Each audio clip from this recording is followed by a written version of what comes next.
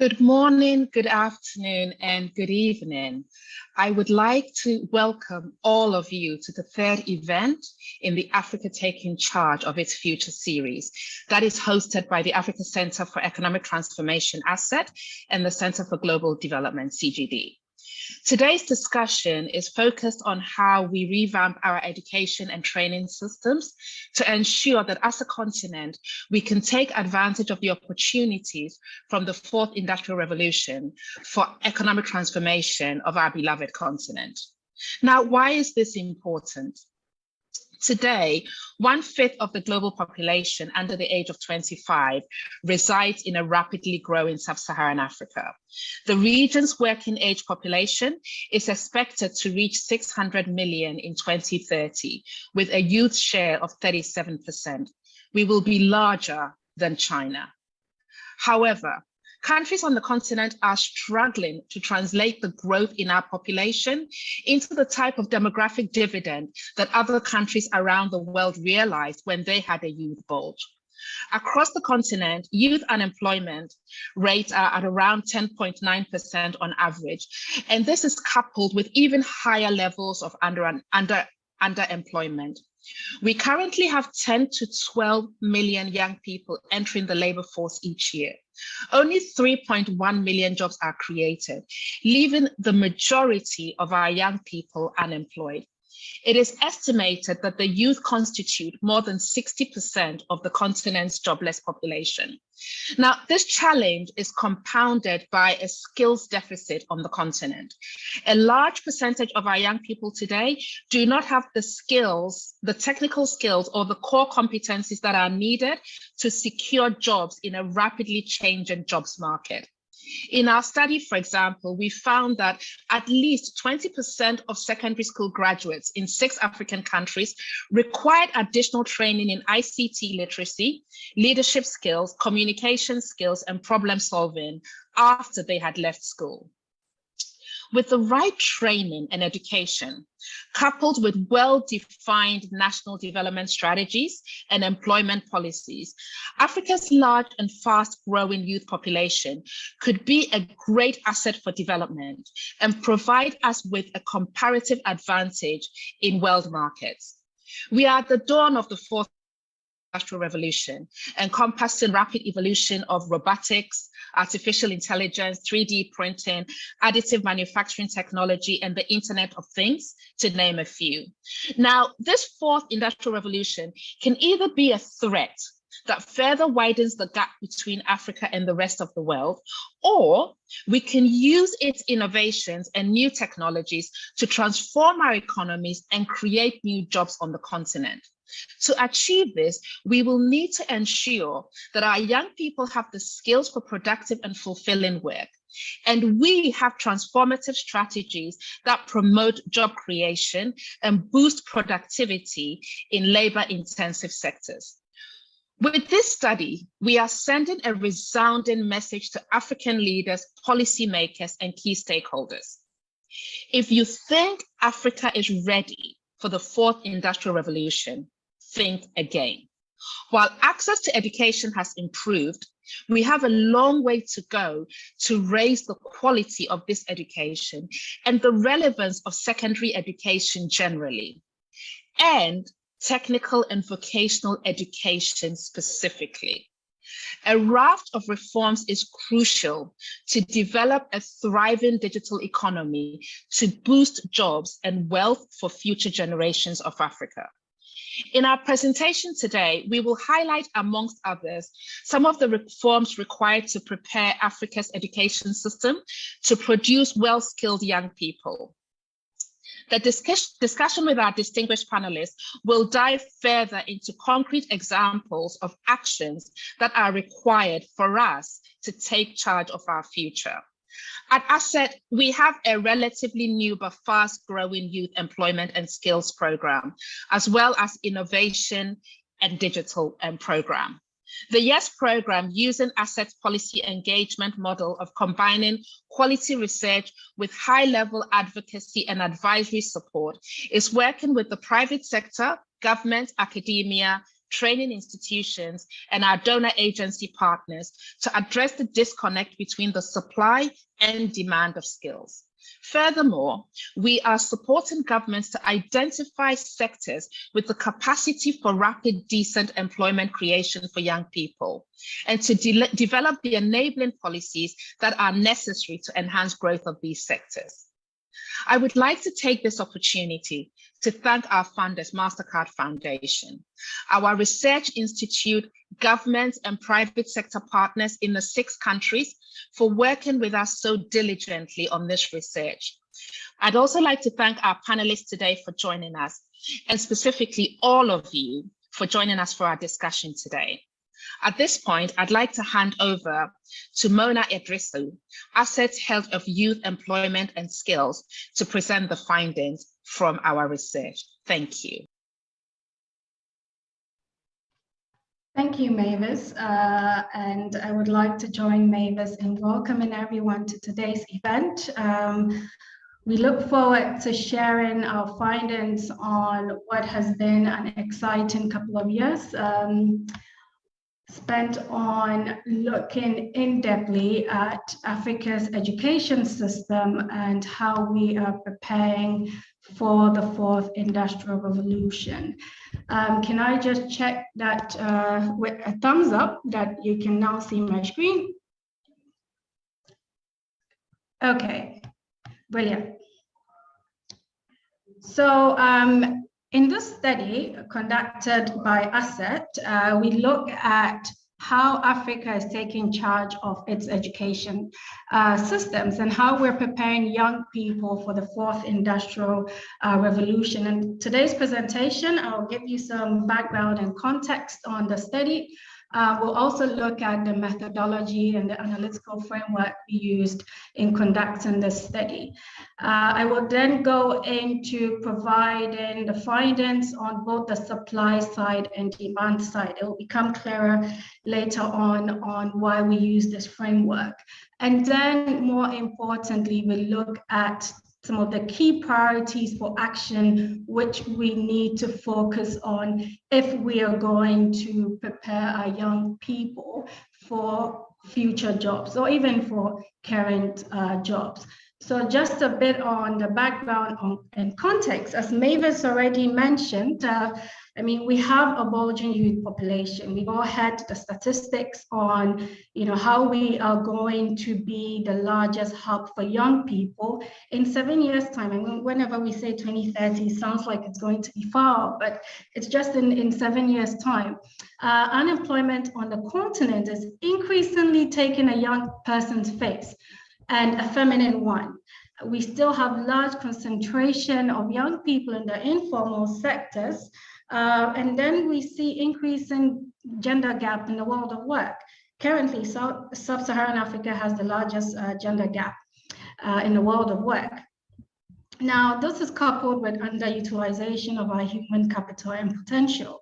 So again, we have, even amongst those who are employed, we have 80% being underemployed, meaning that they're performing or working in jobs that are either unpaid, it's vulnerable work, or it's, it's way under their skill set or what they're capable of. On the other hand, we have the education sector, which remains, educational attainment remains low amongst young people despite increase in access. We also find that our African economies are failing to transform, and this is something that was highlighted in our recently published ACET Africa Transformation Report, the 3rd edition of which we highlight Africa economies struggling and failing to transform. So we're still highly dependent on agriculture. And yet we are at the dawn of the 4th Industrial Revolution. Young people we're excited about new technology, yet we find that we're ill-equipped for the world of work. So in the midst of this background, is the setting for the study where we go into looking at how do we prepare young people for the future of jobs. Now, the study objectives, we have 4 objectives for this study. We have 1, how our education and training system responding to the changing nature of work. What is the nature of the mismatch between labor supply and demand for skills? So as we mentioned earlier on, there's a mismatch. Young people are ill-equipped. How is labor demand changing in the face of digital technology? So that's the 3rd objective. And finally, we look at what role does the private sector play in ensuring that education and training systems are producing the right workforce. Now, our study is focused on 6 countries.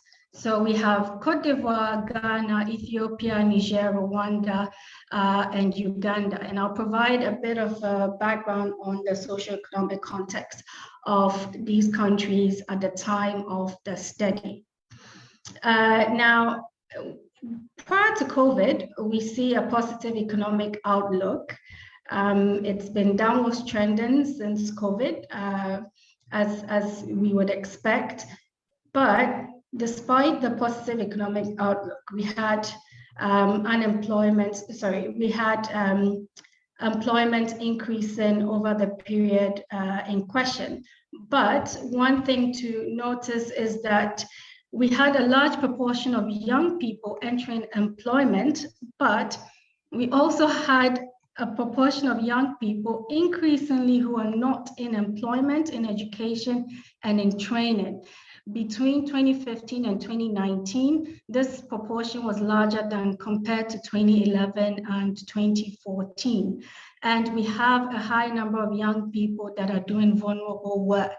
So vulnerable work, what that looks like is that you're largely employed in areas that do not have social protection. So no job contracts, it's temporary in nature, there's no structure to employment, and they could be unemployed at any point in time.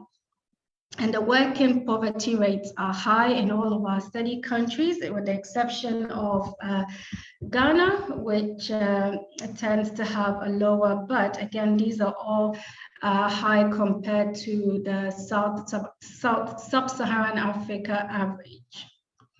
Now, for this study, we concentrate on secondary education and technical vocational education and training, which is TVET. Now, the reason why we focus on this is that it's at that critical junction that young people need to develop these high-level thinking and technical skills, technological skills, right before they transition into the labor market. You know, where they then, so we're capturing them at that critical junction right before they transition. So the analytical framework that we use for this study, we here at ACET, a lot of a significant number of our youth employment and skills study, multi-country studies are anchored in this framework where we look at both the supply side and the demand side. And the reason why we look at that is because we need to have a holistic view, or analyzing whatever data or policies we're looking at. It needs to tackle both the challenges in the supply side, where we speak of suppliers of labor, so education institutes, for example, and young people themselves, and also the demand, which is the employers, be it private, public sector. So we have about 6 levers that we use in the supply side. We look at the curriculum, we look at the teaching workforce, the quality access of teaching workforce, we look at continuous learning, counseling and career guidance, and digital skills. These are levers that are important and fundamental to preparing young people, or fundamental to any education system that's serious about preparing young people for the world of work. Now, overarching, you see that we have regulations and policies that all these factors within the supply and demand area navigate within. For this study, it was in 3 phases. So we did the data collection in between 2018 and 2020. There was a validation at the country levels. And then we also had a synthesis of the results. So what I present to you today will be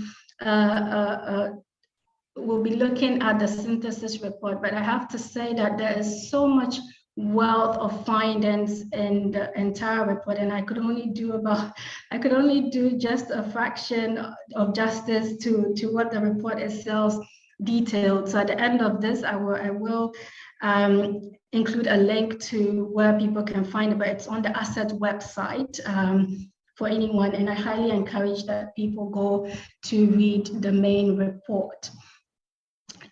For this study, we talked to secondary school students themselves, we talked to out-of-school youth, we talked to recent graduates, we talked to employers, recruiters, industry, and then policymakers. So as you can see, it's the entire spectrum of key stakeholders that are crucial to the education sector.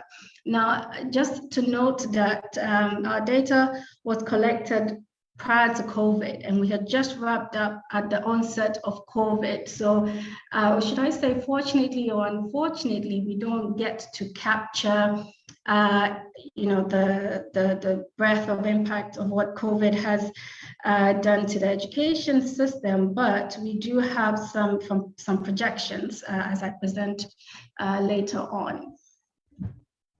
So I'll go straight into the findings. So on the supply side, we look at, and another point to note is that we separate out the traditional secondary education and that of technical vocational education and training, which is TVET. The reason being that the dynamics at play in these 2 sectors, or in these 2 subsectors of secondary education, are quite crucial, and each of them deserves a critical look at. Now, here, again, referencing back to the levers that I mentioned earlier on, when it comes to access to secondary education, we find that there's increased access to traditional secondary education, but infrastructure has not kept at pace. And this is in all 6 countries of the study.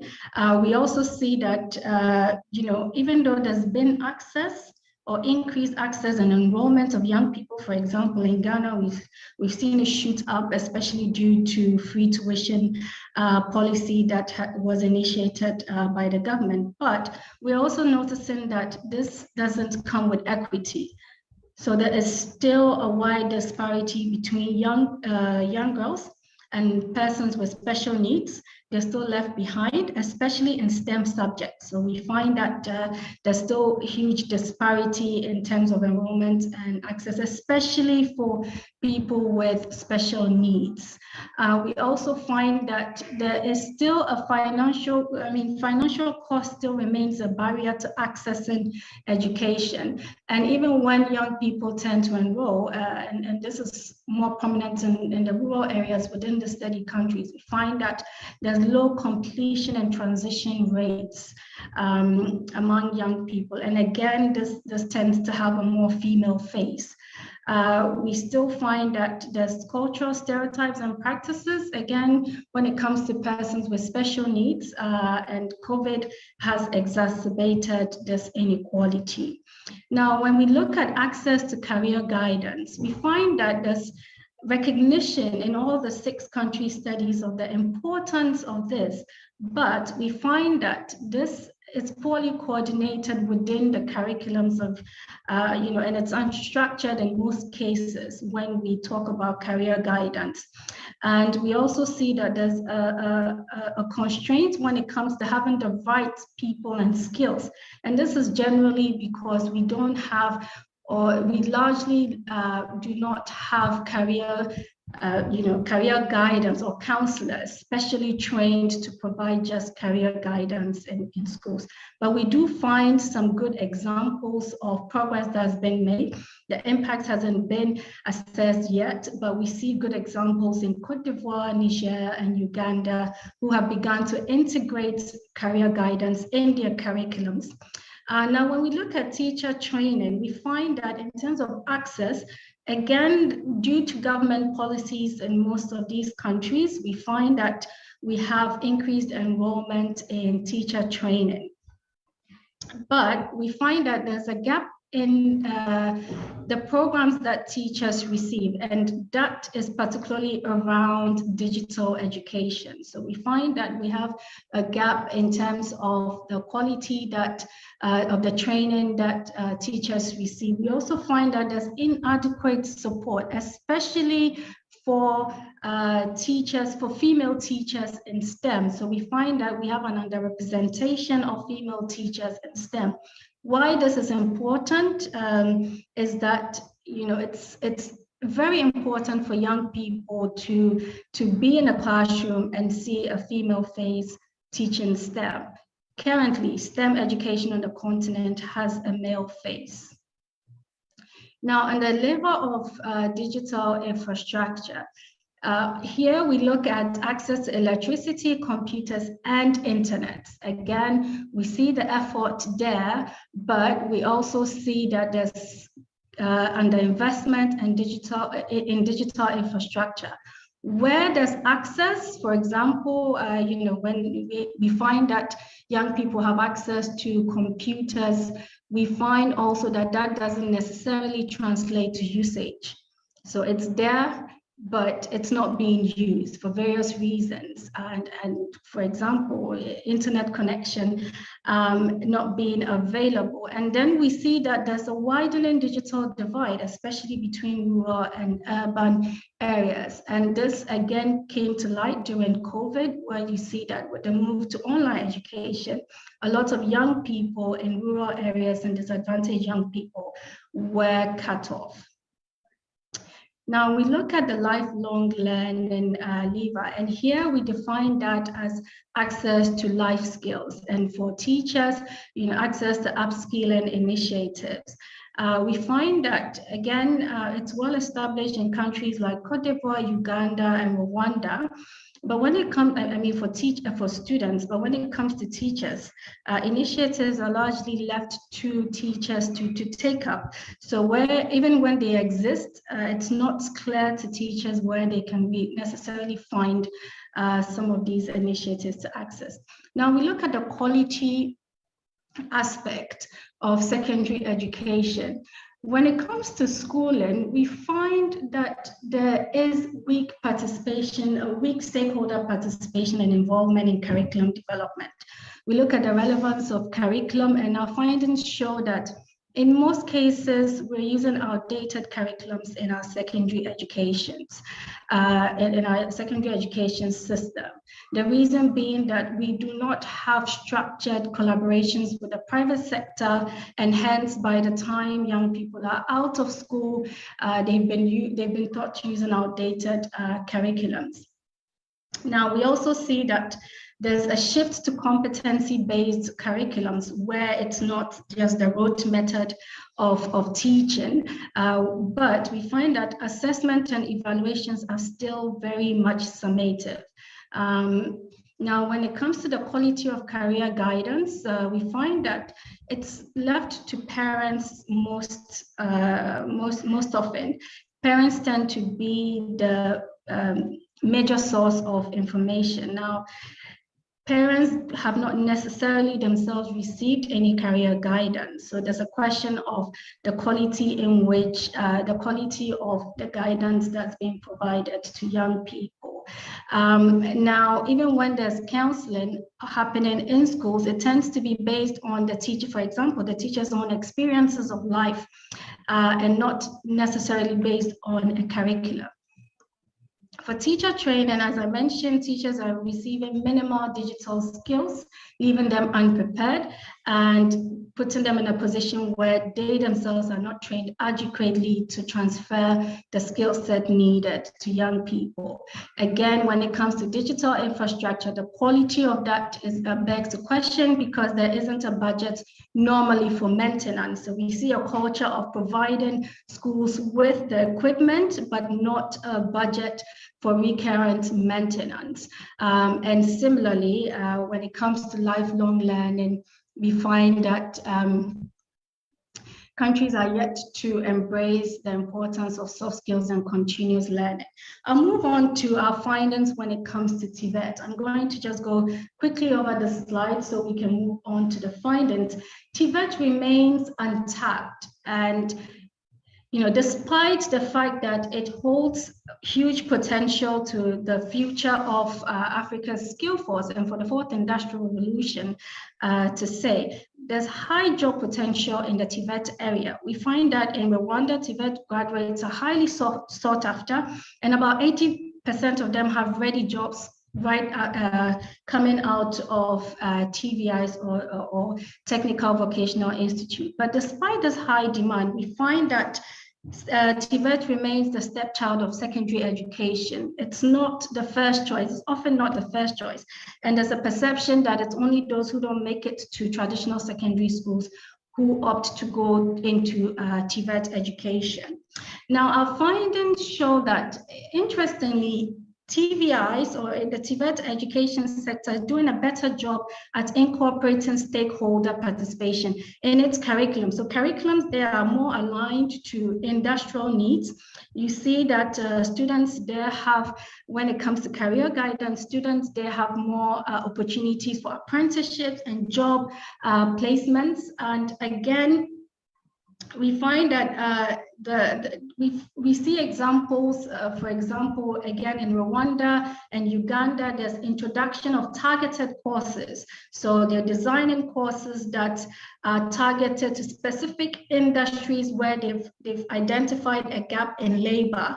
But again, the access, we still have equity issues, especially for young women. We still find that there's a very gender stereotype when it comes to TVET courses. We find that girls do not tend to go into technical TVET courses and tend to align to, say, hairdressing and dressmaking. And this is also due to career guidance and the lack thereof, and just the fact that TVET has a male face on the continent.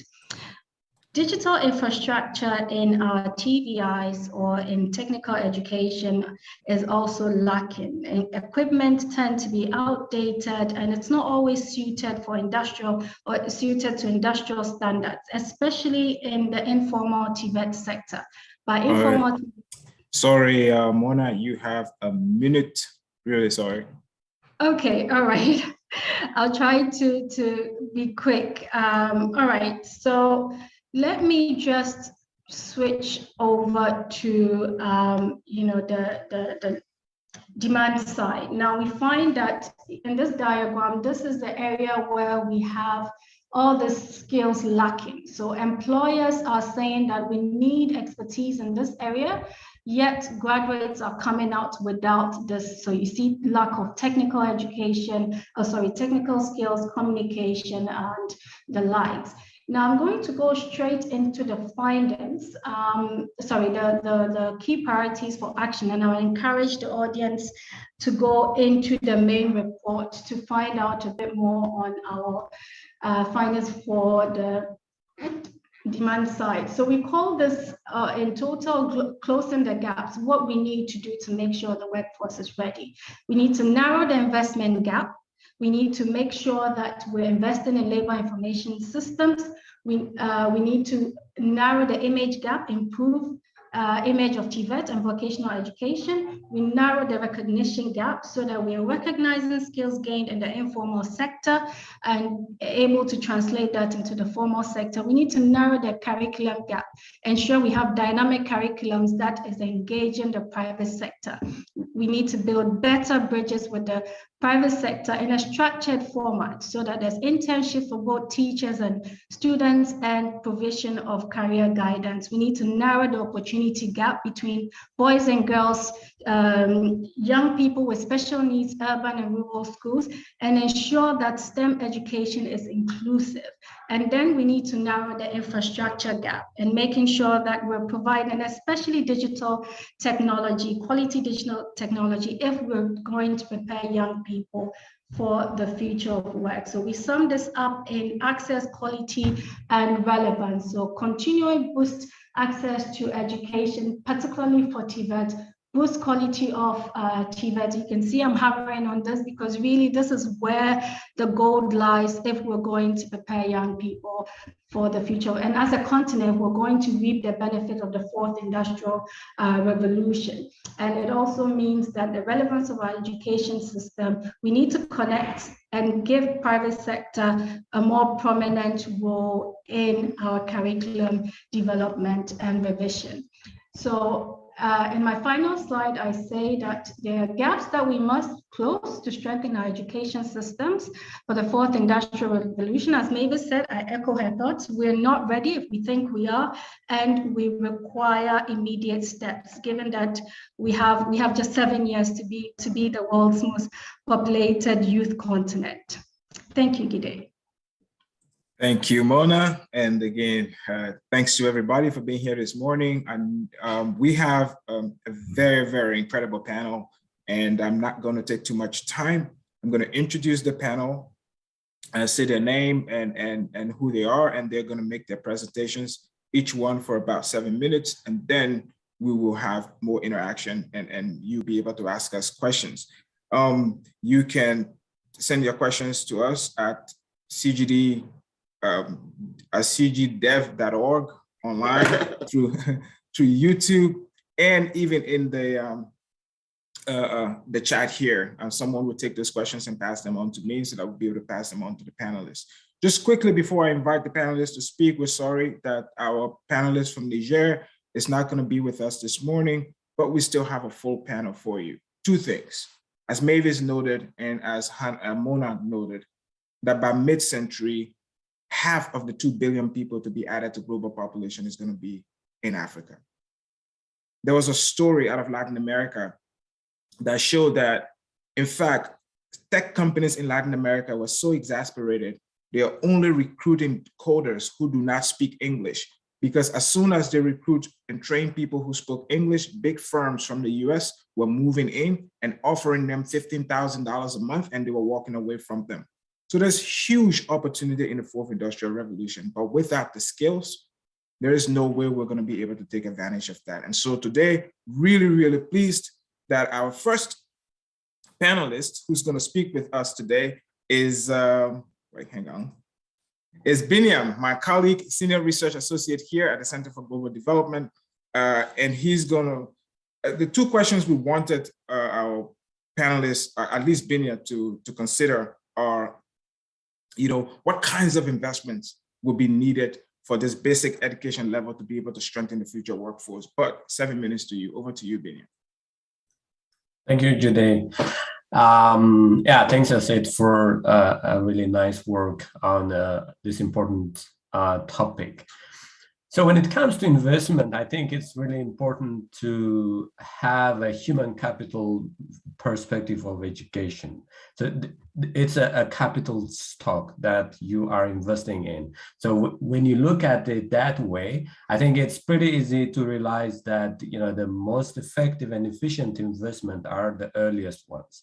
So it's really important to start investing in young people at the early stage, the foundational skills at the primary, pre-primary stage. And what it means to have a human capital view is that it's not just education, but you also need to take care of their health and nutrition. And you have an all-rounded view of how they develop. And I think that's really important. And you need to have a multi-sectoral approach. Well, the challenge with secondary education is that many countries are not able to build on the momentum they've built, increasing enrollment at the primary stage. There seems to be a gap or some sort of discontinuity when it comes to the transition from primary education to secondary education. But secondary education is really important for countries in Africa, because given their level of development and the need for structural transformation, it's probably the most important, still the most important level of education when it comes to achieving, building the kind of workforce the countries need to build. And I just want to quote Arthur Lewis, the Nobel Prize winning economist, he is said to, he's reported to say that no country can fail to develop if it has good government, adequate rainfall, and reasonable secondary education system. He said that in the 70s, and I think that still applies for many of these countries. And it's really important to invest enough on secondary education. The good news is that investment in secondary education, funding for secondary education is increasing, but in some places that's there's a tendency to decrease funding for primary education, and the funding increase for secondary is coming at the expense of primary. But I think that's the wrong way to go about it, because there are still issues with learning outcomes and equity at the primary level, and you need to abide by the principle of progressive universalism by addressing the issues at the primary level before you shift your funding and your priorities to secondary education. So I just want to, so I have around 5 areas that I think countries need to focus on in terms of investing at the basic and secondary education level in order to improve the prospects of the workforce. One is investing in bridging the equity gap, and that's particularly important for secondary education because that's where the equity gap widens. You have made primary education accessible to many children, but when it comes to transitioning to secondary education, there are issues that need to be addressed, and governments, I think, still have active role in bridging that gap. There are bottlenecks that need to be resolved when it comes to making secondary education accessible to poor and disadvantaged children in these countries, and that's where the investment need to go. Primary schools are more abundant than secondary schools, so when kids transition to secondary schools, they probably need to go to faraway schools, and so that implies that there are added out-of-pocket expenses involved, and that's probably why many children from poor households are not going to secondary school. So governments probably should have targeted cash transfer programs in order to target those out-of-pocket expenses that might be preventing poor children from going to school. And kids might be dropping out to go to the labor market to work on the farm, and this kind of investments by governments and donors might ameliorate those problems and keep kids in school and keep them until the end of secondary school. I think that's important. The second area of investment is capital investment in secondary infrastructure. Mona mentioned that you need labs, you need ICT equipment, you need libraries, the kind of things that you might not need as much in primary education, in primary schools. Governments need to invest in those, in that kind of infrastructure, but not just the capital infrastructure, the initial investment, but the running and maintenance costs. Countries usually fail to factor that in and to budget for that adequately, and I think that's really important. The third area, I think, is school meals. Many countries have invested a lot in school feeding at the lower primary level. But there is a valid case for expanding school feeding to at least lower secondary schools, because that might be still preventing kids from poor and disadvantaged households from going to school. Cost might be an issue, but better targeting can help in terms of ameliorating that challenge. The fourth area, I think, is curriculum reform and adaptation. What we teach our kids at the secondary school level, and even before that, needs to be geared towards the solving problems and to the labor market. And there needs to be a continuous effort to to embed vocationalization of education, early on to teach kids skills. Steve Levitt of Freakonomics always argued that the math curriculum, even in the US, is so outdated. We are teaching math to our kids for a Sputnik era, for an era that has passed 4 or 5 decades ago. What they need at this stage is to be fluent with data analysis techniques and to have skills that are suitable for the 21st century. And the last one is assessment and monitoring evaluation. We need to assess kids and we need to monitor their progress, and we need to link out resource allocation to results. I think those are the areas that we need to focus Thank you, on. sir. Thank you. Muchas gracias, señor. Merci, monsieur. And now we turn to Louise Fox. Louise is a non-resident fellow at the Africa Growth Initiative at Brookings Institute. And Louise, over to you. What continuing along that theme of what governments can do to invest in their youth to prepare them for this. And over to you, Louise, 7 minutes. Sure. Well, first I want to say that there's really a lot to like about this report. I can endorse many of the suggestions that the previous speaker, Binyamin, made regarding education and education reform in Africa. I personally think the focus on post-primary education is quite welcome. We have a lot of work on pre-primary and primary going on. I think my guess is at least 2/3, if not 3/4 of people working on education in Africa are working on primary education for good reason. And many of the points that Binyamin made are really important about assessment, et cetera. But I think we need to think carefully about secondary education. And the points here about what general, that means transferable, right? Not vocation or technical specific, but what transferable skills need to be taught in lower and upper secondary are really well taken. I think it's important, however, to be clear about what education can and cannot do. Education, in the words of my ex-colleague Dion Filmer, is the great enabler. And it has important direct and indirect benefits outside of the labor force, as Binyamin said. And it has a number of non-job related benefits. And so therefore the quantity and quality really matters. It has a lot of indirect benefits in terms of economic growth. And so therefore the emphasis on soft skills and problem solving skills is quite important. So I think the next thing I would say, however, is that education does not create jobs and it does not create opportunities. So I think it's possible to overdo the importance of education for jobs and opportunities. And it may take away the focus from what a broader view of education in economic development is and where priorities ought to be. And I'll explain a little bit in a minute.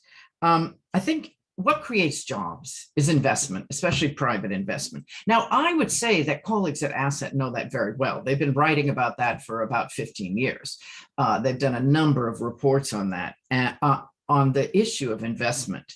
But it's really clear that the investments also have to use Africa's skills. Many Africans report that the skills they've already learned are not being used on the job, and especially some of the digital skills that they have. And so, not the highest unemployment is among educated youth. So we have to think carefully about why we're educating people and what we expect of the education system in terms of jobs and employment. Now, related to that, I want to suggest a high level of caution with respect to the recommendation to expand secondary TVET in Africa. And I have several reasons for that. First of all, I think the current incentives and institutional structure of public formal TVET in Africa, for the most part, is unreformable. Now, there are exceptions, and the report cites Rwanda, of course, but in general, the report really highlights these shortcomings, and I'm not sure that they really can be fixed. You know, in addition to quality issues, however, there's another problem. We really need to expand secondary education, as everyone has noted. And TVET is 3 to 6 times more expensive per pupil than expanding general secondary education. So I wouldn't spend money expanding TVET. If TVET can be, public TVET can be reformed, great. But that's not where I would put the money. It would be better to put the money in adding things like career guidance, soft skills, and exposure to livelihoods in general secondary. And you know, you could use NGO contractors, et cetera, and after school programs. And the reason I recommend that is that if you actually look at the OECD countries that have secondary TVET, like Germany, you see that actually they are adding more general secondary education into that TVET curriculum because of the importance of these cognitive, higher level cognitive skills. Learning begets learning, and these need to be taught first. And by the way, I think when we think about skills for the fourth industrial revolution, we can overdo that because if we focus too much on a few narrow technical skills, you know, okay, there's demand for coding right now, but the whole ICT sector in the US is less than 5% of employment. That includes all the coders, all the people working for, you know, Google and Microsoft and whatever. And so the education system needs to be really educating people for the rest of the economy. And so I think that's what I would stress. Finally, and that would be more equitable, because a lot of people are going to leave secondary and be in the informal economy, and they can use those skills there if the right framework is in place, the right policy and framework is in place. Finally, I would also highlight that we need to be careful about entrepreneurship education, because it really just doesn't work. And so I think there's a lot of studies on that. There's a lot of evidence on that. It can build what we call an entrepreneurship mindset, however, and that's helpful for people who go to work for entrepreneurs if they understand the mindset. And that should be part of these enrichment programs I described. So I think I'll stop there. And we'll have time for more discussion. I'm sure I provoked our next speaker, who is State Secretary for Technical and Vocational Education. So I think we'll have a lot of time for a lot of discussion of these points. Thank you very much. Thank you, Louise. Thank you. A healthy dose of caution from Louise. And this time we will turn now to, and which provides excellent opportunity for the interactive period. We'll now turn to Madam Khadija, let me say the name really well, Sidibe Ndiaye, Technical Advisor at the State Secretariat for Technical Education and Vocational Training in Côte d'Ivoire, which is my second country. Madame Ndiaye, je voulais poser la question en français, mais mon français is not good enough. Madame Ndiaye, I would like to ask the question in French, but let me say it in English. The interpreters will do that. I guess for your 7 minutes and your intervention, we wanted to ask two things. One, again, the same question to you: what could the government do in Côte d'Ivoire to prepare? I mean, to bolster and harness TVET education? But are there any lessons that we can learn from Côte d'Ivoire, and how can the education system in your country be strengthened to ensure that the young Ivorians have labor-ready skills? So over to you, Madame Ndiaye.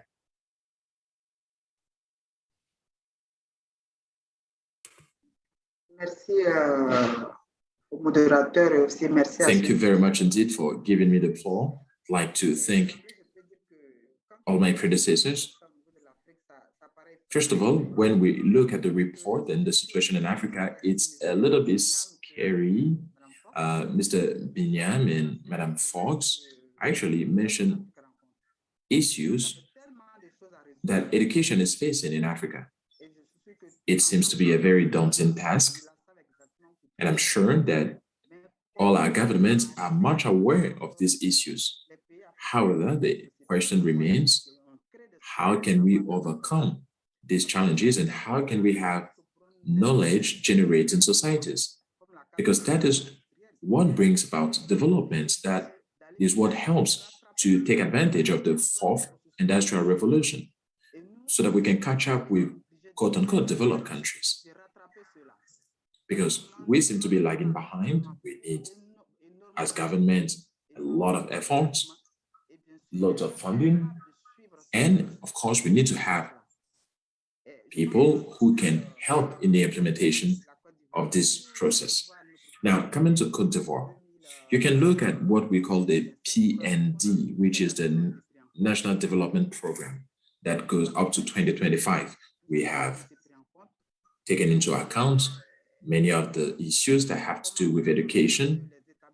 For instance, we have clear-cut measures to improve the quality of secondary schools and TVET schools so that they can train the youth, they can give them skills that are matching the demand of the private sector and various industries. One thing that we need to be mindful of is that sometimes even employers are not always aware of the real skills that they need. So this is something we also need to bear in mind. Before I continue, I'd like to mention one thing. The issue of education should not be only left to the government. It should be the affair of everybody, government, parents, and society at large. Everybody should be able to make very significant contributions that will, at the end of the day, reach also the government, and that will be implemented. We also need to bear in mind that in Africa, we have a traditional society or traditional organization of society. Therefore, we need to also take into account what used to be done at the traditional level. We just shouldn't copy what is done elsewhere and implement it in our societies. Of course, it is important for us to move forward, looking at also what has worked elsewhere, so that at the end of the day, we can have developed countries where people are happy to live. Now, to continue with the example of Côte d'Ivoire, I'd like to talk about TVET, where I think I have more expertise.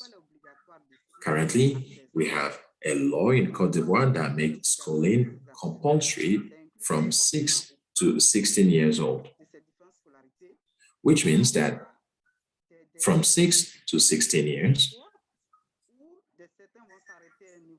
there will be people who will go to secondary school, primary school, so on and so forth. And there may be people who will not continue through the general education system. And we need to find a system for them. TVET is also a solution. And we have some laws and some measures to help students to go either to general education or to TVET education. One of the things that we did is to reconsider, to review the curricula of many TVET institutions so that the trainings will match the demand of companies. We also have internship programs. And Mr. Binyamin said something very important. It is important to have school feeding programs, because in Côte d'Ivoire, this is something that exists, and we are working toward expanding that. In all the schools that we are currently building, we have dormitories for TVET.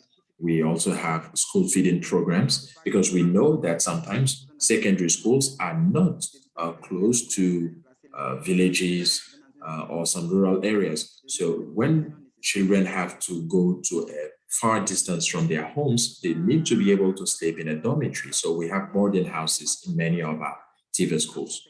For us to do that, we have signed a partnership agreement between the government and the private sector.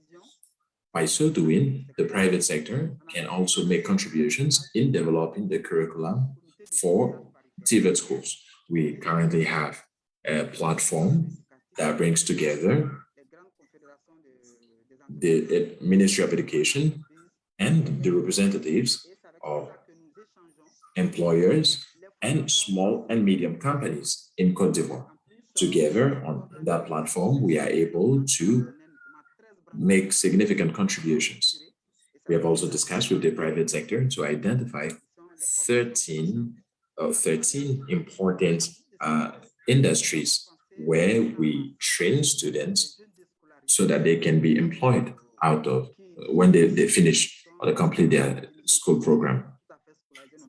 One thing that we also do, if you would allow me, is to establish an apprenticeship program. That is to say that there are many boys and girls who become apprentices in some workplaces. Finally, we are currently looking at a bill that will enhance what we do in terms of TVET. Because we are talking about human capital. And what we want to do is to include young people going to school, those who are out of school, and even those who have a degree but are not able to find a job to be quote unquote converted. They can redirect their activities into a different field. Makes sense. By so doing, really sorry, Madam Ndiaye. We are at time. What we would do is we would definitely return to you during the question and answer period so that you might be able to tell us more about the experience in Côte d'Ivoire. We'd now like to bring on our fourth panelist. Okay. Bon, je dirais, pour finir, je dirais globalement que effectivement. Thank you. So just by way of conclusion, I'd like to say that one thing that is key that probably has not been mentioned enough, it is the context, the security context in African countries that has an impact on what we do. You can develop the best programs, but if you do not have security, it is very difficult at the end of the day to implement everything that we are talking about. We have considered a lot of solutions, but we need security, we need peace to implement that. But of course, as you said, we will look at all of that in the Q&A section. Thank you so much. Absolutely. Merci, madame. And our fourth and panelist is Priscilla Tomasi Bafor. She's a senior lecturer and economist at the University of Ghana. I guess the two framing questions for you, Priscilla, are one, what should research institutions do so that they can be more effective in influencing educational policy, right, or practice on the continent, and what kind of investments are required for that? Secondly, the study talks about a more prominent involvement of the private sector in curriculum development and delivering learning. So what steps can institutions take to make that a more collaborative process? I will turn over to you for your intervention in 7 minutes. Thank you. Thank you very much, Mo. Thank you for the opportunity. Good afternoon once again. I believe that the conduct of relevant research that makes a meaningful contribution towards improving the lives of people is essential. And that is the role of research institutions. And particularly when it comes to the area of educational policy, a collaboration between policymakers and researchers is essential to create awareness and also bring to fore opportunities that are necessary for research uptake. So in the field of education, how can research influence policy? How can detailed studies from individual students, from schools be generalized? And given the unique context, so for example, research is conducted in a specific location, how can we generalize those findings? It becomes quite a topical issue in how research influences policy. Would an intervention, for example, that works in a specific area be transferable to another? And from my perspective as a researcher, I believe that the effective way to influence educational policy and practice is to bring together diverse skills and interests through a multidisciplinary approach. We need, for example, detailed qualitative research to be able to tell us stories and come out with hypotheses. We need quantitative research and experiments to find out the impact of interventions. And from that, generalizations can occur. And in all these, we also know that research findings are not very simple. They can be quite complex. And the responsibility on the researcher and research institutions now is for them to unpack those complex findings, to make them attractive to the policymaker so that they can influence and enhance the uptake of the research that has been conducted. So in essence, my position really is that policymakers do not read research articles and book chapters as produced by academics. So how do we bring it to their doorstep? Academics now have a responsibility to disseminate their work in a much better way. For example, writing of blogs, conducting dissemination workshops, and also writing policy briefs to share with ministries and ministers so that they know what is happening. But in all these, it will be great if policymakers are brought on board research projects at the initial stage through stakeholder engagement so that the chances of buy-ins are significantly improved. So the question really is, the dissemination activities that the academics have to do, they are not for free and they are not cheap.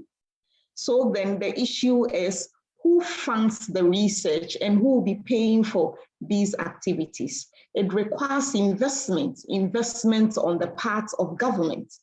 And sadly, when you look at the statistics, you find that African governments are not funding research. A recent report that was written by African Research Universities Alliance, ARUA, is a network of more than 20 African universities. They show that the report shows that national research councils, international agencies, and foundations outside Africa were the most important sources of universities in Africa, sources of funding, for universities in Africa. So indeed, Africans are not owning we are not owning our research because we are not paying for them. Our governments are not paying for them. And that means that African governments must commit to fund research that is tailor-made towards the specific needs of Africa, particularly with the dawn of the fourth industrial revolution. What is critical to unpack the needs of the continent, given that we have the youth bulge? And this is important. The onus is the investment, and I like what Luis indicated, that the education does not create the opportunity. It is the investment that creates it. You are equipping people with the skills, but when they go out there, will they be able to find jobs? The investment that is lacking in Africa, and that is something that we have to take a critical look at. So when it comes to what the collaboration should be in terms of development of curriculum, I would say that the private sector involvement in education would help come on board, increase the financial resources that are available to universities and research institutions.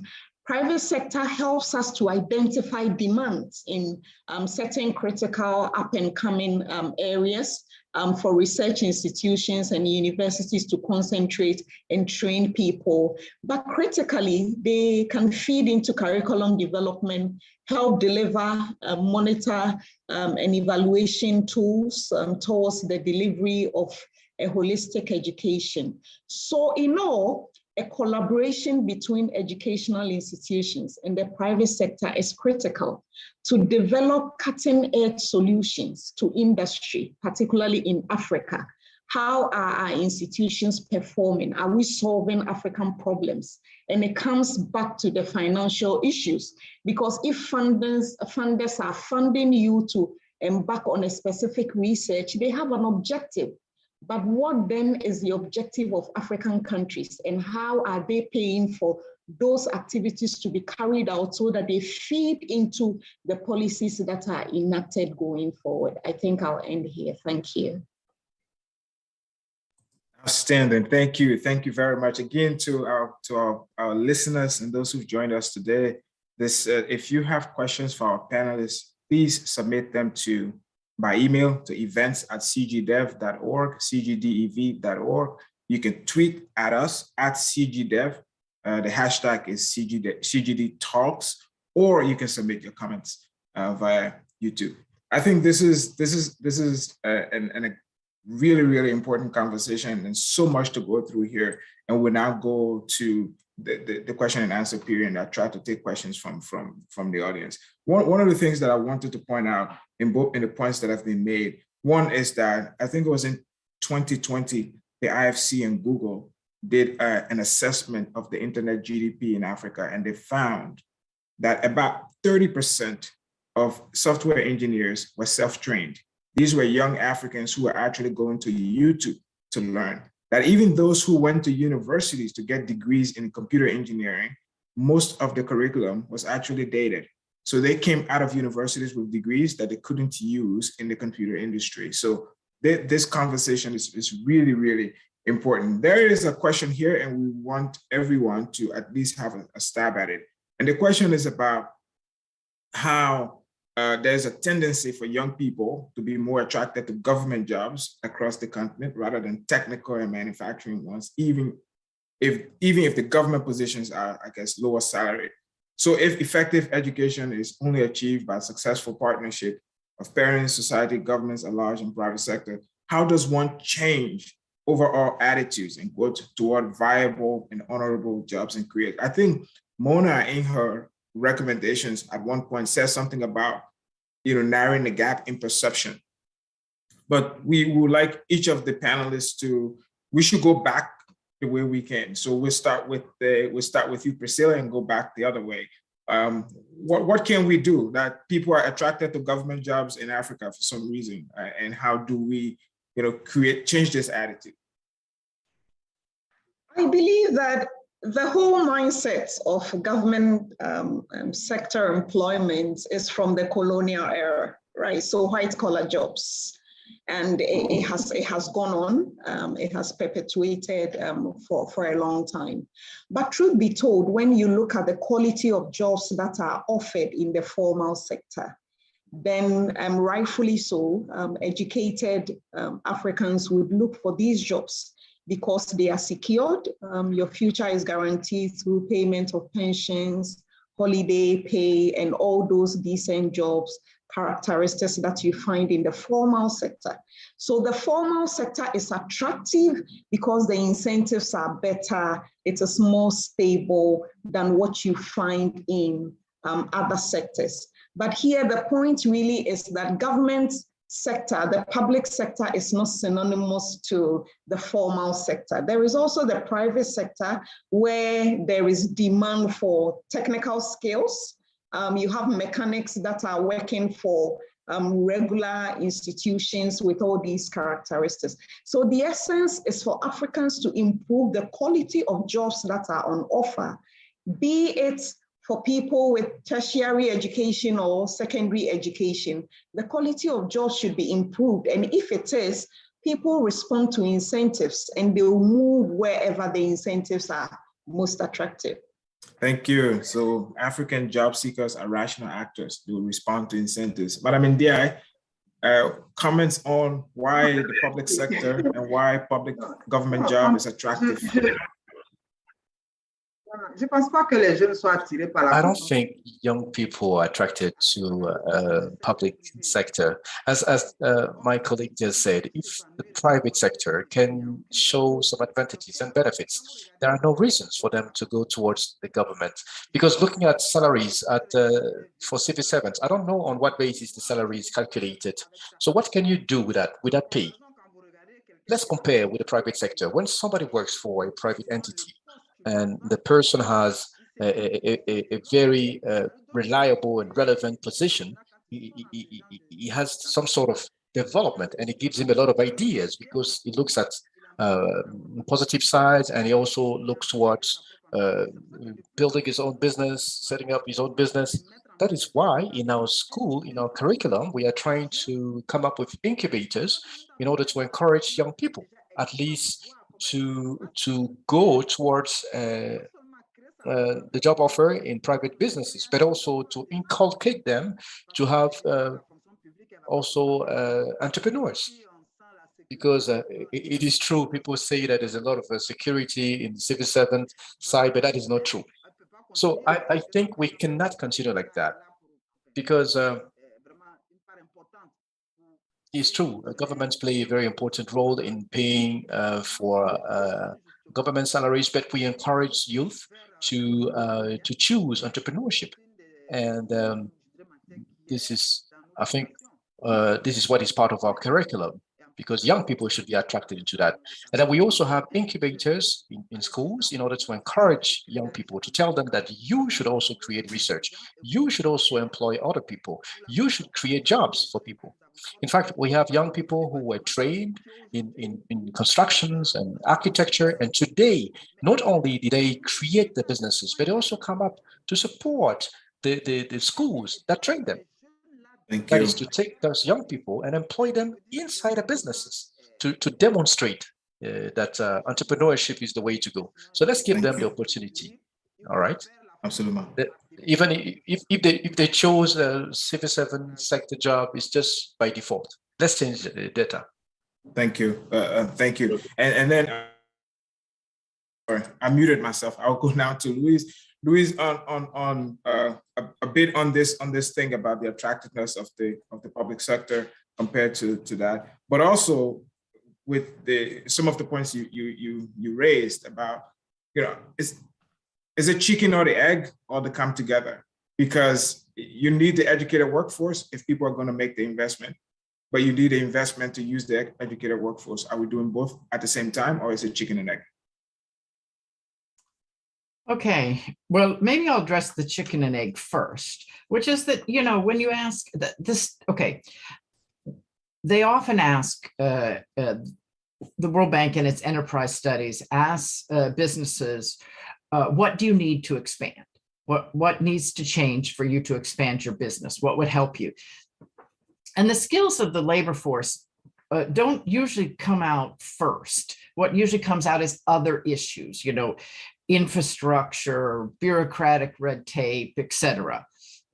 So there is this idea that if we educate them, supply creates its own demand. If we educate them, they will come. And I just don't think that's true. And we see that in the high level of unemployment in educated, secondary and tertiary educated youth. So I think we have to be careful about that on the chicken and the egg. At the same time, people are going to be in the labor force for 40 years. So they need secondary education. And I really think whether they work for themselves, whether they have a business, whether they're in the informal sector, whether they're running a farm, they need more secondary education. We have to expand lower secondary and eventually upper secondary. Now, on the question of youth expectations, there is significant evidence that youth have unrealistic expectations in terms of what kind of job they're going to get and what kind of salary they're going to get. Now, I'm not an expert in how to change the minds of African youths. I think I would turn to more thought leaders on this point to see what they have to say. But what I would say is I also lived in China for some time during my career. And then when I was working on Africa, I sort of thought to myself, why is it that every Chinese parent knows what kind of job a kid can get? And not every African parent knows. So I think the points made in the report about career guidance are really important. And I think if people read the report and look at that, look at those suggestions, I think there's a lot there. And that's where I would leave it. Thank you, Louise. Binyamin, comments on this issue, or well, anything you wanted to add? Yeah, so the tendency to choose public sector jobs, I don't know how prevalent it is in this era, but I think there is a reason for this misallocation of talent, and that is the rent-seeking opportunities in the public sector. And I think so. There's an influential paper that has influenced my thinking from the 90s on the misallocation of talent by Schleifer and Murphy, and I think it's really important to consider how the incentives are structured, the hidden incentives, and also the explicit salary and benefits, and so at the end of the day, it's about political institutions and rent seeking and all that, and with the advent of the more advanced technologically driven economy, that might change, but I think for a number of decades, the rent seeking, I think, has tipped the balance, and that's probably why. Thank you. Thank you very much. I want to go to another question from one of the speakers here, and I'll go the other way. So we'll start with Binyamin, and then at the end, I would appreciate if, because Mona is still with us, if she wanted to add anything to this question. But this is a question about the future of work. Right. So we're talking about the fourth industrial revolution, and in her presentation of the findings, she said that it's a double-edged sword. There's a possibility that it might expand and worsen the gap between Africa and the rest, but it also carries the possibility of actually helping us catch up. So the question from Kay Kim is that, will the adoption of artificial intelligence and intelligent automation replace or displace jobs in Africa? What is the implication of automation, mechanization, and artificial intelligence on job creation in Africa? I think this is a really important question. There's fear that by the time African labor force arrives, most of the work would have been taken away by the machines. The machines are going to take our jobs. So please, Binya, I want to start with you on automation and intelligent and artificial intelligence on the prospect of jobs. Well, I think, well, this that's going to be tricky for African countries, but I think there's still a lot of room before artificial intelligence and automation take over in Africa to cater for the domestic market and to attain some level of structural change, to transform the structure of the labor force, to bring people out of agriculture and rural areas, and to expand the service sector. And I think that doesn't require automation or artificial intelligence. Is not going to be a trade anytime soon. As you know, if you have to attain some level of efficiency within the domestic economy, so I think that there is room to expand your workforce and to build skills in that regard. When it comes to the global economy, I think that's going to be a challenge, but I believe with migration and with labor mobility, flexible labor markets, I think there is still opportunity for skills development in Africa, the type of skills that might be in demand in the developed world, even with automation and with artificial intelligence, complementary skills, because these technologies are going to create some level of, some type of demand in some areas, complementary areas. And there is an opportunity to compete in those areas if you build the right skills.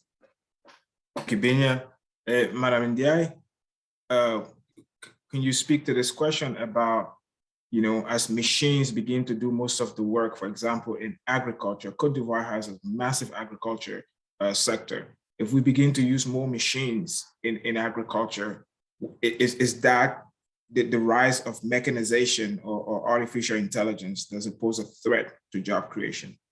What would you?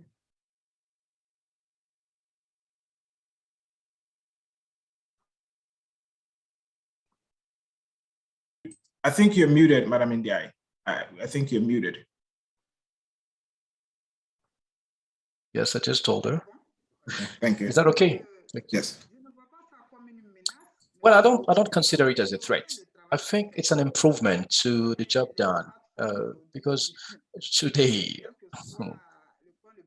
whatever you leave, everybody has a mobile phone, so it's a necessity.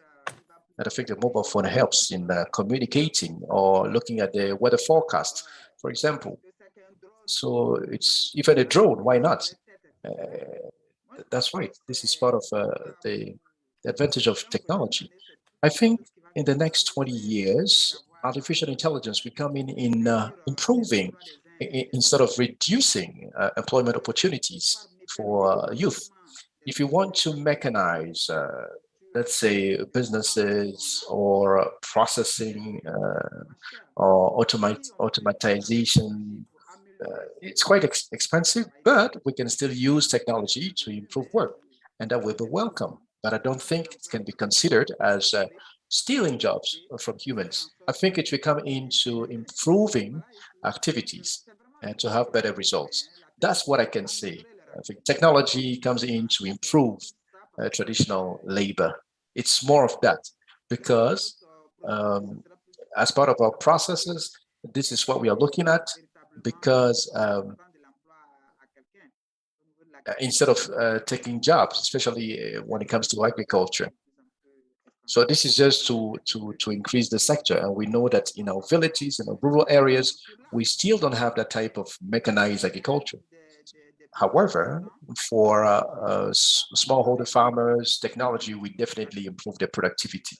Absolutely. That's what I can say. Absolutely. Thank you. I skipped Louise because of the way it appears on my screen. So Louise, over to you on this question about the future of work with rising automation and mechanization. Well, I'm so glad someone asked that question, because I can now tell you that I have a paper coming out in 2 weeks on the Brookings website exactly on this point. So stay tuned, please. But I think what I would say is the issue for Africa is not that jobs will be taken, because Africa never created the jobs that are being taken by robots in other countries. And there's a study by ODI, Dirk Tevelde, very good study, and he suggests that it'll take about 10 years really for robots to be ready to take some of the jobs in existing manufacturing enterprises in Africa. I think the real issue, what my argument is, the real issues on the fourth industrial revolution and the future of work in Africa are, one, whether the technology will be adopted in the first place, whether the ground is fertile for that, and equity. Now, producers will only adopt new technology if it solves one of their productivity problems. To take the example of agriculture, I very much doubt that digital technology will be adopted in agriculture, except for very larger commercialized farms. The serious problems of productivity in African agriculture need to be addressed first. Otherwise, it won't make money. I mean, African farmers aren't adopting technology from 20 years ago. Not enough fertilizer is being used. Not enough organic fertilizer is being used. Not enough seeds are being used, modern seeds. So I think we don't need to fear jobs. We need to fear, is the environment available to adopt technology? And the second question is equity.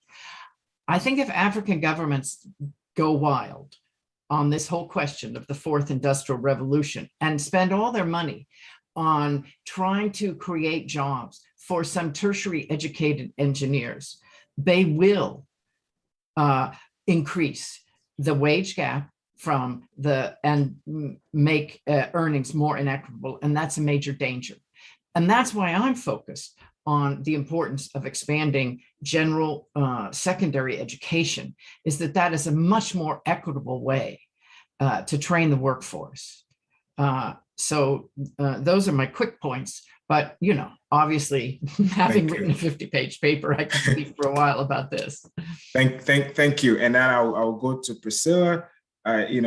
Your thoughts on the future of work and the role of mechanization whether it's in productivity or it's taking away jobs. And then after that, I will have to thank our panelists and turn over to Ed Brown. So you close us out, Priscilla. Thank you very much, Maura. I believe that it is an issue for African governments to think critically about. So first of all, how is the educational system equipping the graduates that come out of it to be able to prepare and compete? So the question I ask is, do African countries have to adopt technologies just like the way others have done it elsewhere? Is it possible that African firms, for example, in the industrial sector, could adopt technology that supplements the abundant labor rather than substitute it? And that depends on the skill sets that the people are bringing on board. So it is more like we need to leapfrog our industrialization agenda. And clearly, the continent is struggling to generate jobs because we are not industrializing as we were expected to. And that is the problem. So there is a skill gap on one end, and then on the demand side too, it is not expanding because our agriculture is not transforming. We are still doing smallholder farming. And so you wonder how, for example, AI can take jobs of people on smallholder farms and all that. So it depends, but critically, the point really is that Africans ought to adopt technology and adapt it in a way that is suitable for us, given we have abundant labor. Thank you. Thank you very much. And with that, I would like to invite first to thank the panelists. You've been incredible. Please look up the report and look up our panelists and their research. I would like to turn over now to Ed Brown. He's Senior Director for Research and Policy Engagement at ACET. Professor Brown, turn over to you, sir. Yeah. Thank you so much, Jude. I think this has been an extremely exciting conversation. And just on behalf of ACET and CDG, I would also like to thank the panelists for the thought-provoking comments and observations they've made. During this conversation. I think there is a lot to learn. There is still a number of unanswered questions. And I would by no stretch of imagination be able to summarize some of these key issues. But what I would like to emphasize is that I think this kind of event offers an opportunity for further fine-tuning our thinking in this area. And I welcome very much the viewpoints that have been expressed. In fact, Luis has tickled my imagination around many things. He's raised a lot of skepticisms about the kinds of traditional way of looking at this. Is it TVET? And I think the observation you made about this, the institutional structure of TVET is not reformable. I think this is quite powerful, and we need to think about this a little bit more. But more importantly, I think the whole issue of youth employment and skills, the bigger question is, how do you really create the jobs for this fast-growing population of Africa? Now you have, if we talk about a stationary population, normally, ideally, in the demographic model, it takes about 50 years where population growth, birth and deaths, equal each other, and the growth reproduction rate is about 1. But given the demographics of Africa and the way we're still going around 2.4, for another 30 years, we will still be growing. And the workforce, or those that potential labor force, is still growing. Now, how do you create the jobs for this population? And the whole emphasis on training, aligning skills to the 4th industrial revolution. Yes, but to what extent, given the resources we have, that you are going to be able to do that? It's a major question, it's a big elephant in the room. And increasingly, I think there's a reemergence of another school of thought, looking at some of the whole issues of appropriate technology, which Schumpeter and others were espousing in the 70s, about less capital intensive, type, technologies that will be friendly to labor, labor-friendly technologies? And to what extent are the frontier technological developments from the West, have relevance to the needs in Africa?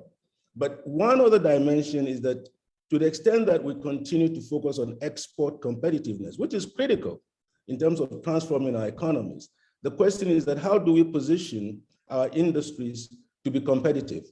In other words, productivity must increase, and Luis have mentioned that, Priscilla mentioned the same issue of how do we focus on increasing productivity. And the link between technology and labor, labor substitution also is something that we need to look at. So there are a lot of frontier questions and issues that remain unanswered. And I think that with this particular conversation that we've had, this is just the beginning of unearthing that.